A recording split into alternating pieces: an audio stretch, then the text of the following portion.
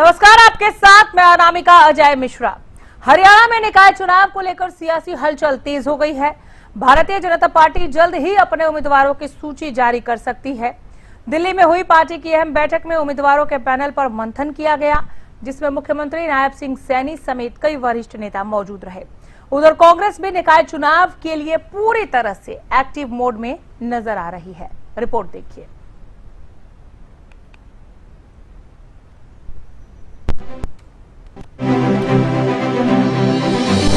दिल्ली में हरियाणा बीजेपी की छोटी टोली की बैठक आयोजित की गई, जहां निकाय चुनाव को लेकर गहन चर्चा हुई। बैठक में उम्मीदवारों के पैनल पर विस्तार से विचार विमर्श किया गया है और पार्टी जल्द ही अपनी सूची जारी कर सकती है। बीजेपी प्रदेश अध्यक्ष मोहनलाल बड़ौली ने संकेत दिए हैं कि पार्टी कल तक उम्मीदवारों की सूची जारी कर सकती है। उन्होंने ये भी बताया कि जहां जहां चुनाव है वहां मंत्रियों की ड्यूटी लगा दी गई है। चुनाव समिति हरियाणा की बैठक हुई है और इसमें 3 नगर पालिका है, 1 परिषद है, 3 नगर निगम है और इन पर जहां चेयरमैन है और जहां मेयर हैं उनकी शॉर्ट लिस्ट हुई है। सभी नामों पर चर्चा करी है और उसके बाद जो वार्ड हैं, वार्डों की भी हमने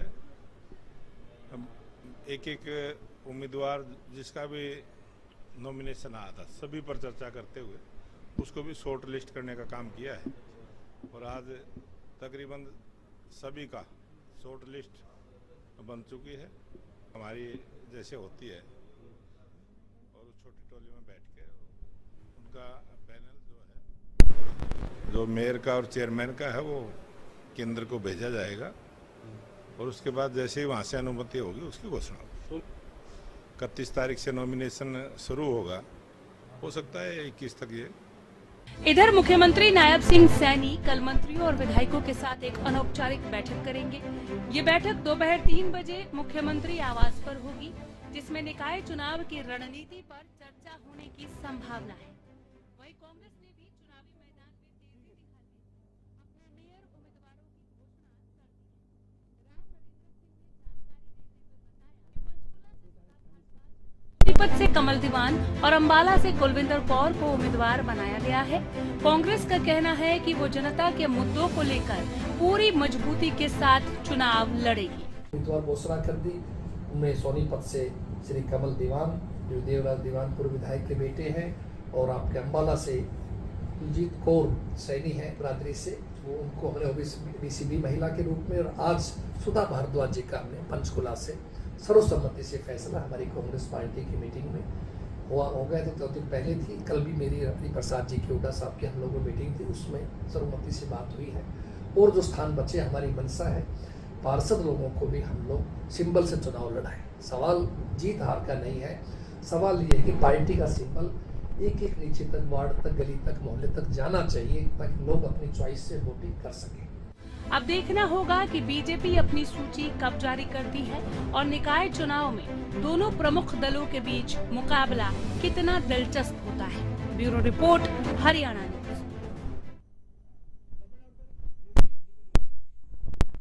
बीजेपी कह रही है कि सूची बहुत ही जल्द जारी कर देंगे। बैठकों का दौर, आज भी छोटी टोली की बैठक हुई है और दिल्ली में कल फिर एक बार बैठक होनी है और ये कहा है बीजेपी प्रदेश अध्यक्ष मोहनलाल बड़ौली ने कि हो सकता है कि कल सूची जारी कर दे। तो ये देखना दिलचस्प रहेगा कि बीजेपी की लिस्ट कब आती है। बहरहाल जो तस्वीरें आप देख रहे हैं, ये कांग्रेस के मेयर उम्मीदवार है सुधा भारद्वाज पंचकुला से, अंबाला से कुलविंदर कौर और कमल दीवान सोनीपत से।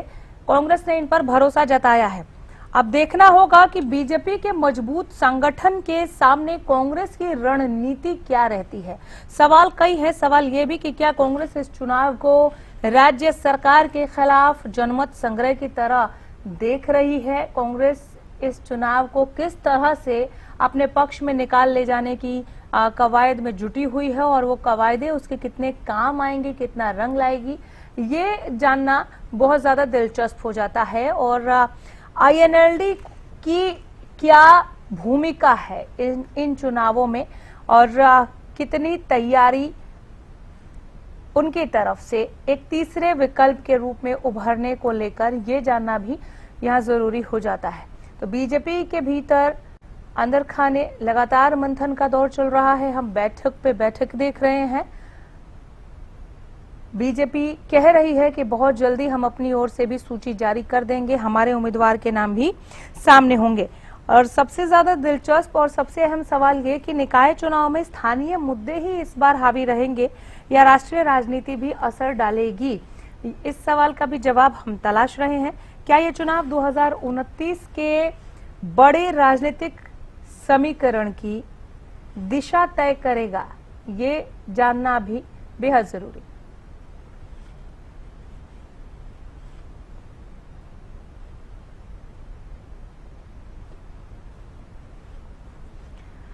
साहिल देव कासवान इनेलो से हमारे साथ जुड़ गए हैं। साहिल जी नमस्कार, बहुत स्वागत है आपका। बहुत बहुत धन्यवाद जी। सर, निकाय चुनाव को लेकर क्या तैयारी? अनामिका जी, सबसे पहले तो आपको नमस्कार है और आपके माध्यम से सभी प्रदेशवासियों को इंडियन नेशनल लोकदल परिवार की तरफ से हमारी बहुत बहुत नमस्कार है। और दूसरी बात रिजल्ट की तैयारियों की बात तो ऐसी है जी कि इंडियन नेशनल लोकदल वो पार्टी है जो इलेक्शन होने के अगले दिन से फील्ड के अंदर रहती है। आज हमारे कार्यकर्ता फील्ड के अंदर है और मैं तो ये कहता हूँ कि सरकार ने बहुत लंबा टाइम दिया है। अगर कल चुनाव होता है तो हम इतने कॉन्फिडेंस के अंदर है कि हर सीट पे इंडियन नेशनल लोकदल जीतने का काम करेगी। आप एक चीज देखिए कि पिछली बार लगभग नगर निगम की सीटों के ऊपर चाहे मेयर हो जाए इनके प्रत्याशी हो, ये सब के सब अपने बीजेपी ने जीतने का काम किया। उसके बाद भी आज हम रोड की हालत देखते हैं, सड़कों की हालत देखते हैं, गंदे पानी पीने पे हमारे लोग मजबूर हैं, रजिस्ट्रियों के नाम के ऊपर घपला होता है। और आप बड़ी हैरानी मानोगे, अगर कोई इंसान मर जाता है ना तो नगर निगम के अंदर 10-10 साल तक उसको चक्कर काटने पड़ते हैं खुद को जिंदा साबित करने के लिए। अगर वो इंसान जिंदा है तो उसके बाद भी जिंदा साबित नहीं हो सकता। इंडियन नेशनल लोकदल के स्थानीय मुद्दे हैं सारे के सारे।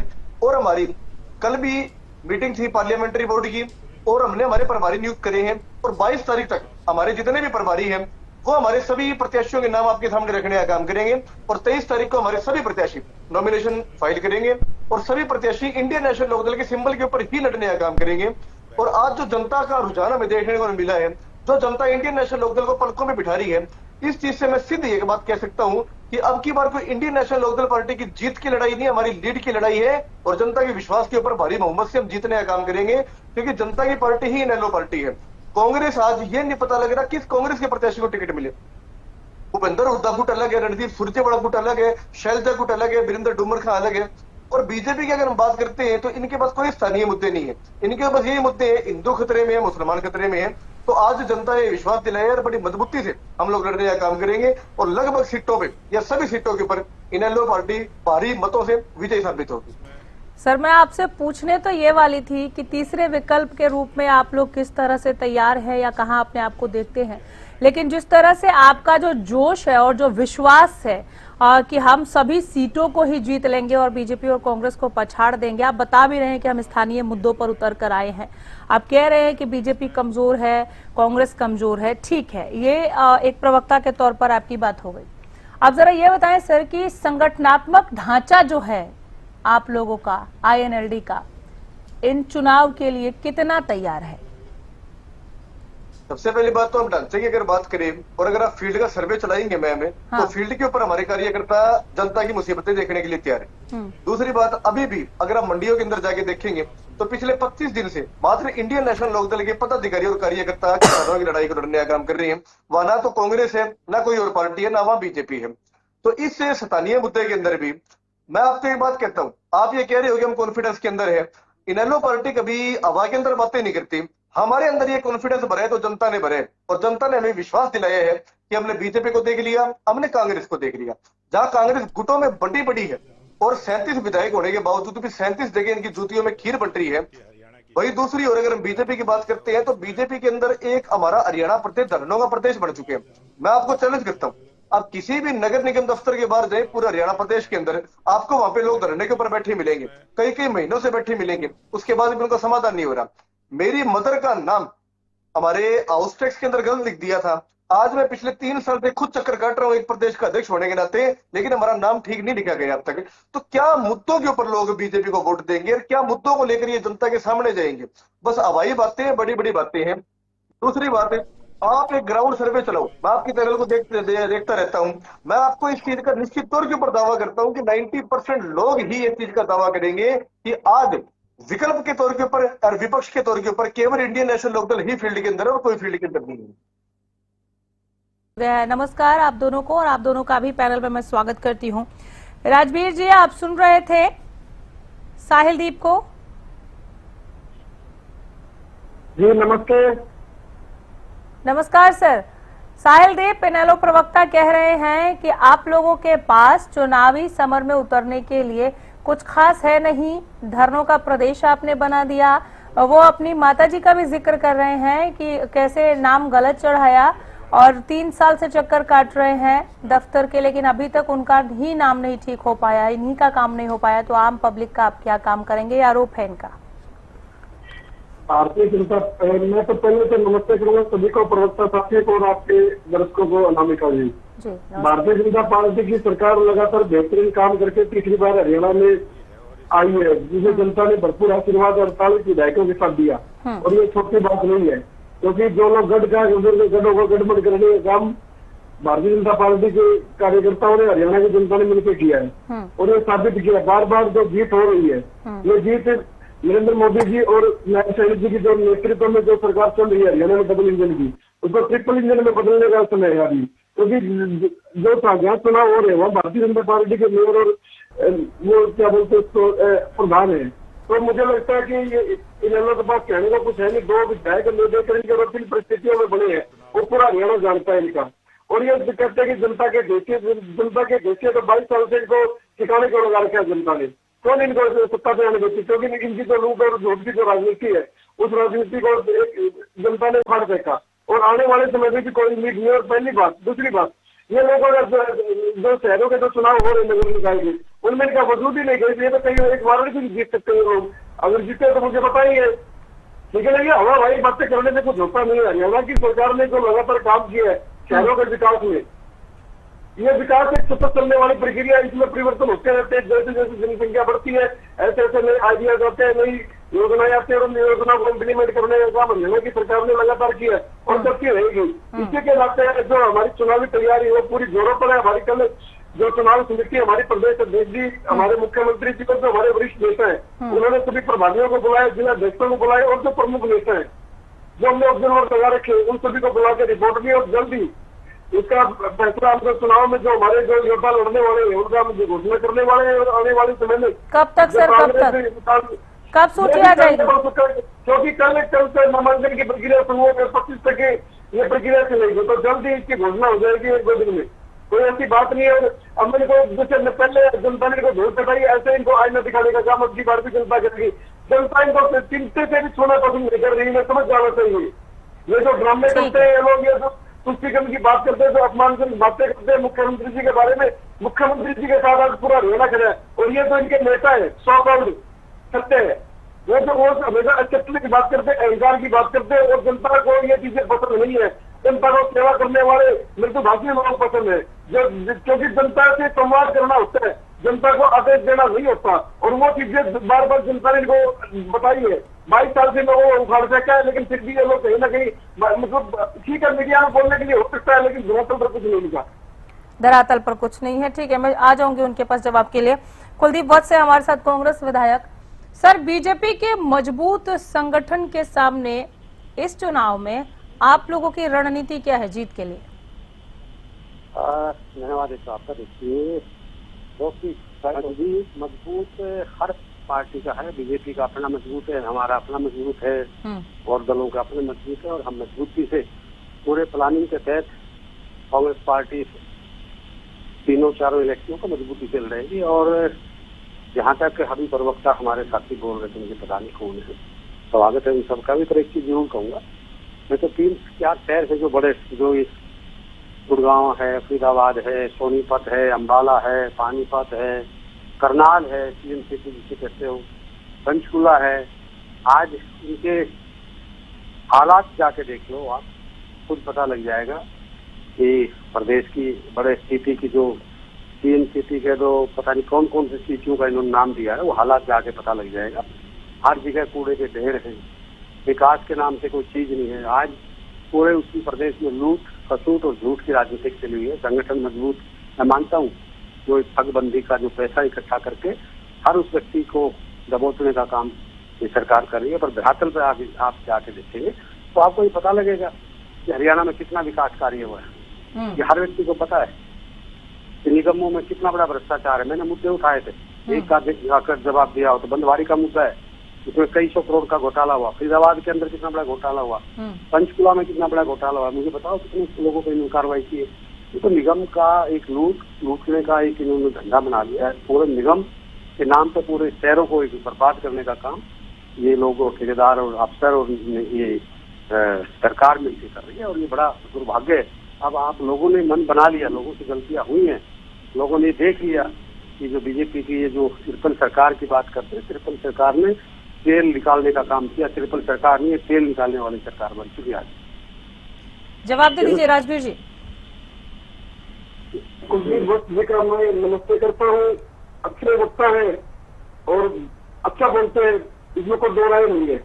लेकिन कुलदीप वक्त जी ने भी देखा है कि हरियाणा में जो मैंडेट मिल रहा है वो कोई तो कारण है।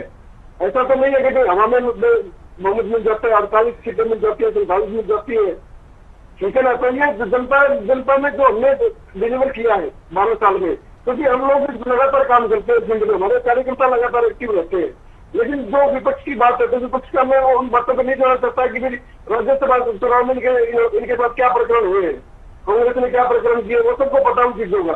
लेकिन बात जो छोटी पंचायत है मैं उनकी बात करूंगा। तो जो नगर निकाय चुनाव है उनमें लगातार भारतीय जनता पार्टी ने काम किया है। हमारे जो मेयर है वो लगातार सड़क पे रहे हैं, उन्होंने जनता की बातें के खुले दरबार गए हैं। लगातार जो एक समस्याएं आती है, छोटी छोटी समस्याएं जो नगर निगम में, नगर पालिका में ये चीजें होती है, वो चीजों पर कैसे काम किया, जिन पर काम करके दिखाया हमने। बहुत सी जो योजनाएं उनको ऑनलाइन किया है, डिजिटल किया है, और डिजिटल में कोई गलती हुई होगी मैं नहीं कहता कि भाई 100% कोई चीज होती है, लेकिन हमने साफ भी अच्छे काम किया है। जनता को हम राहत दे पाए, साफ पानी, साफ सड़कें देख पाए, या सीवर की जो समस्याओं को दूर कर पाए। हमने समय समय पर उन चीजों में काम किया है और लगातार कहा भी है। और राव इंद्रजीत जी ने बहुत बढ़िया बात कही थी, तो गुड़गांव की जो प्लानिंग थी उसमें इनेलो भी शामिल थी, कांग्रेस भी शामिल थी। जो उसमें इन्होंने प्लानिंग से काम नहीं किया, इसलिए वहां दिक्कतें आती है, क्योंकि राव साहब वहां से लगातार सांसद रहे हैं। तो उन्होंने उनको सवाल उठाने का काम किया। उन चीजों पर मनोहर लाल जी जब आए तो उन्होंने काम किया, जो नायक सैनी जी उन्होंने अब काम किया है। तो कहीं ना कहीं अब जो जैसे पानी की बात है, गंदगी की बात है, वो चीजें लगातार चलती रहती है, सफाई होती रहती है, तो जनसंख्या बढ़ रही है, तो उसके हिसाब से प्लानिंग भी बन रही है। तो मुझे लगता है कुलदीप जी ने जो बात कही है उन बातों पर मैं जाके हमें सिर्फ ये देखना कि केंद्र में हमारी नरेंद्र मोदी जी की सरकार, नायक सैनी जी की सरकार है राज्य में, और हमें ट्रिपल इंजन की सरकार अगर बढ़ाएंगे तो सीधा पैसा जाएगा और सीधे विकास कार्य होंगे, वो विकास कार्य लगातार हम लोगों ने करके दिखाएंगे।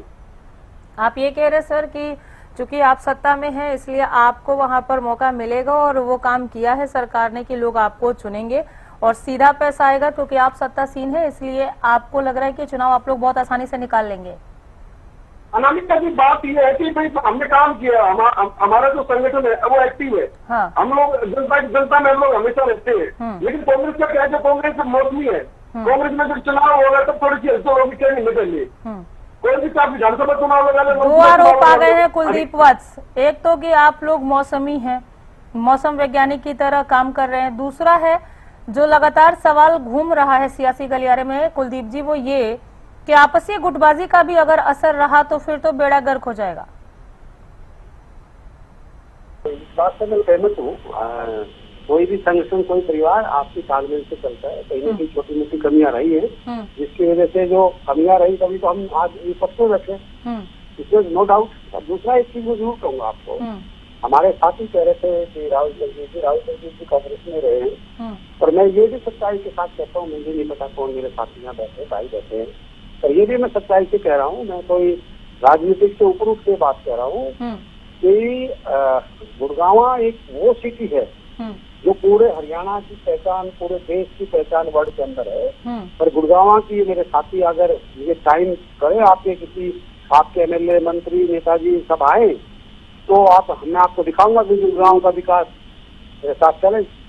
फरीदाबाद का भी दिखाऊंगा। मैं कभी किसी पे पक्ष वाहियात की बातें नहीं करता, पर मैं इसे जोर देता हूँ कि जो चीजें कई ऐसी हैं उनसे सुधार होना चाहिए। प्रदेश की जनता जी साथी है, बड़े शहर हैं, बड़ी स्थिति है, उनको वो हमारा जो टैक्स जाता है, जो हमारा जो ऐसी सुविधा है। पानी की बात करो, आप पानी पीने का गुड़गांव में कितना साफ पानी जाता हो, आप इनको भी पता, मुझे भी पता, मैं गुड़गांव के अंदर मैं भी रहता हूँ। और फरीदाबाद में क्या हालात है, कूड़े के ढेर पड़े हैं। आप जाओ बंदवाड़ी में, गुड़गांव टू फरीदाबाद रोड पे आपको दिख जाएगा। आप जाओ पंचकूला में जाओ, आप बहादुरगढ़ में आ जाओ, आप झज्जर के अंदर आ जाओ। मतलब मैं ये बात में देखो बहस की बात नहीं करता, ये जनता ने करना है कि जनता किसको क्या करेगी। पर मैं इतना जरूर कह रहा हूँ, जो भ्रष्टाचार निगम के अंदर हो रहा है वो बहुत बड़ा घोटाले हो रहे हैं। सरकार इनकी है, जिम्मेवारी ये नोट कर लीजिए राजवीर, जाऊंगी इस पॉइंट पे। ये जिम्मेवारी इनकी बनती है, ये अपने इनसे भाग नहीं सकते जिम्मेवारियों से। हमारा हम क्या कह रहे हैं क्या नहीं कह रहे, अगर आप लोग जनता के बीच में जाओ, अगर जनता कहती है कि कोई भ्रष्टाचार नहीं हो रहा, काम हो रहा है, फिलहाल तो आपको जाना है जनता के बीच में, वोट अपील करनी है, वोट मांगना है। उंगलियों पे जो चीजें आप गिना रहे हैं वो अगर आपने वोटर्स को दिखा दिया तो आपके हक में फैसला आएगा, आप उनको दिखाइए सर। वो फैसला किसके क्या हक में आएगा, मैं उस बात की नहीं कह रहा हूँ। पर मैं इतनी जरूर कह रहा हूँ कि माननीय आपके चैनल के माध्यम से माननीय मुख्यमंत्री जी से मैं ये रिक्वेस्ट भी करता हूँ, अपील करता हूँ कि वो जागे और सिटी के अंदर जो भ्रष्ट अफसर बैठे हैं, जो भ्रष्ट का तंत्र जो ठेकेदारों के साथ एक मकर जाल बन के लूट रहा है गाड़ी खून पसीने की कमाई को, उनकी कमर तोड़ने का काम करें। ठीक है, मैं निगम में भ्रष्टाचार पर राजवीर जी आपके पास आऊंगी। साहिल दीप से एक सवाल मेरा रह गया यहाँ पर। बीजेपी और कांग्रेस ने अपनी अपनी चुनावी रणनीति यहाँ पर बता दी कि हम इन मुद्दों के साथ जा रहे हैं चुनावी समर में। इनेलो की क्या रणनीति है साहिल दीप? मैडम, जैसे मैंने आपको पहले भी अपनी बात क्लियर करी थी, इंडियन नेशनल लोकदल की एक रणनीति है शिक्षा, स्वास्थ्य, रोजगार, स्थानीय हमारे मुद्दे हैं। स्वच्छ पानी मिले सबको टाइम के ऊपर बिजली मिले। दूसरी बात मैं एक जवाब देना चाहता हूँ, थोड़ी देर पहले मैं मेरे बीजेपी के बड़े काबिल प्रवक्ता जी को सुन रहा था, तो मैं उनको एक जवाब देना चाहता हूँ इस चीज का कि अगर आपने इतना विकास कार्य इतने सालों के अंदर किया है तो हमारे हिंदुस्तान के अंदर वो 80 करोड़ लोग कौन है जो राशन लेने के लिए लाइन के अंदर खड़े हैं। दूसरी बात, आप थोड़ी देर पहले गुड़गांव की बात कर रहे थे, तो गुड़गांव के अंदर आज से 6 महीने पहले जो बारिश आई थी, उस बारिश ने आज गुड़गांव की हालत जनता के सामने रख दी। अब तक गुड़गांव डूब चुका था। तीसरी बात, हमारे कांग्रेस के प्रवक्ता बैठे हैं, आपको मैं नमस्कार करता हूं, कुलदीप बस्ती हमारे विधायक हैं, प्रखर प्रवक्ता है। लेकिन कांग्रेस के अंदर जो गुटबाजी है ये आपसे भी छाननी नहीं है, ये हमसे भी छाननी नहीं है। सबसे पहली बात तो आप लोगों को ये समझ नहीं आ रहा कि आप कौन से खेमे में कौन से गुट को टिकट थे। आप भूपेंद्र हुड्डा गुट को टिकट थे, रणदीप सुरजेवाला गुट को टिकट थे, शैलजा गुट को टिकट थे, वीरेंद्र डुमर का गुट को टिकट थे। अगर किसी एक लोग आदमी को प्रत्याशी को आप खड़ा करते हैं तो जैसे विधानसभा चुनाव और राज्यसभा चुनाव में हुआ, मुझे नहीं लगता जो बाकी 3 गुट है वो उसको जीतने देंगे। इंडियन नेशनल लोकदल पार्टी कभी भी अपने हिसाब से कुछ नहीं करती। हमारे जितने भी मुद्दे हैं वो अपने जनता में आदेश देती है, जनता के आदेश देने के बाद उसके हिसाब से हमारे प्रत्याशियों को हम खड़ा करेंगे। और मैं जनता के भरोसे के ऊपर आप लोगों को विश्वास दिलाना चाहता हूं, ये एक मैच है और इसके अंदर एक भारी बहुमत से इंडियन नेशनल लोकदल फिर भी कब तक लिस्ट आ जाएगी सर? 22 तारीख को हमारे जितने प्रभारी नियुक्त हुए हैं वो हमें डिटेल दे देंगे और 23 तारीख को हम हमारा नॉमिनेशन करेंगे और जनता के आदेश के बाद ही हम हमारे कैंडिडेट खड़ा करने का काम करेंगे। और निश्चित तौर पे अब की बार चाहे बीजेपी हो चाहे कांग्रेस हो, मैं दावा करता हूँ प्रदेश की जनता के भरोसा दिलाने के ऊपर इंडियन नेशनल लोकदल की कोई जीत की लड़ाई नहीं, जीत की लड़ाई होने वाली। राजवीर जी, दोनों का जवाब दीजिए। निगम में भ्रष्टाचार पर 2 बार आपके लिए सवाल आया, ठीक है? कुलदीप जी की बात से सहमत हो सकता हूँ आंशिक रूप से, क्योंकि व्यवस्थाएं बदलने में समय लगता है। भारतीय जनता पार्टी के जो हमारे मुख्यमंत्री नायब जगदीश के लिए एक है कि भाई हम ना तो किसी को फंसाते ना किसी को बचाते हैं, संज्ञान में मामला आते हैं, कार्रवाई होती है। आप एसीबी का अपना ट्वीट हैंडल आप सोशल मीडिया पे चेक कर सकते हैं, हर रोज कोई ना कोई पकड़ा जाता है, भ्रष्ट कर्मचारी अधिकारी कोई भी हो, जो गलत करेगा वो फंसेगा। ना हमें बचाने की जरूरत है ना कुछ और, कानून अपना काम करता है, कानून सम्मति काम होते हैं। मैं ये नहीं कहता कि 24 को कोई चीज होती है, क्योंकि ये चीज पहले से आपकी रही आगे भी होंगी, मैं कोई दूर का दौरे नहीं होता कोई भी। लेकिन हरियाणा सरकार जो नायब सैनी जी के नेतृत्व में हम लोगों ने प्रयास किया कि भाई इन चीजों पर रोक लगाई जाए, चाहे वो डिजिटल माध्यम से, चाहे फिजिकल वेरिफिकेशन के माध्यम से, चाहे मुख्यमंत्री जी लगातार जो अधिकारियों के टच में रहते हैं। कुलदीप वत्स कह रहे हैं, उन्होंने नाम लिया सीएम साहब का, वो कह रहे हैं कि मैं अनुरोध करता हूँ, रिक्वेस्ट करता हूँ कि वो जागे, वो नींद से जागे और एक्शन ले। निगम में भ्रष्टाचार है, करप्शन को रोके। बिल्कुल अच्छी बात कही है और जागरूक एक नागरिक के नाते भी ये चीज होनी चाहिए। मैं चाहिए अगर गलत हो रहा था उसके खिलाफ बोलना चाहिए, आवाज उठानी चाहिए।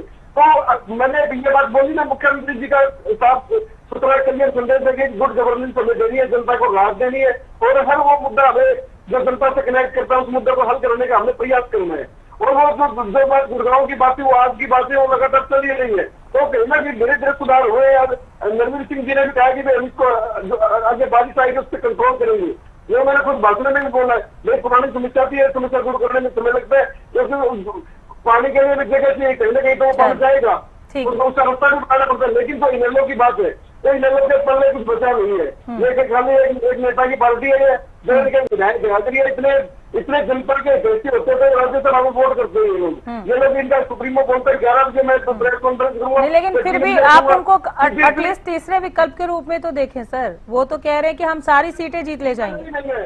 ये लोग इनका कोई एक वार्ड मेंबर नहीं जीतने वाला, 144 वार्डों के जो चुनाव है उनमें 3 मिनट का जनता ने बता दिया है। चलिए, समय मुझे और इजाजत नहीं दे रहा, अलाउ नहीं कर रहा है कि मैं और ज्यादा इस डिबेट को आगे बढ़ाऊं। फिलहाल बहुत ही हेल्दी बातचीत रही आप सभी के साथ, बहुत शुक्रिया पैनल का हिस्सा बनने के लिए, धन्यवाद। चुनाव को लेकर प्रदेश में लगातार चुनावी सरगर्मियां तेज हैं। कांग्रेस ने अपने पत्ते खोले हैं, बीजेपी कह रही है लिस्ट जल्दी लेकर आएंगे, 22 तारीख को अपना लिस्ट फाइनल कर लेगी इनेलो, जो कह रही है कि वो भी दावे कर रही है बीजेपी कांग्रेस की तरह ही कि हम भी सारी सीटें जीतने के हकदार हैं और उसके लिए हम पूरी तरह से तैयार हैं। ये तैयारियां किस तरह से इन पार्टियों के लिए अमली जामा का रूप धारण करेंगी, ये देखना दिलचस्प है। नमस्कार।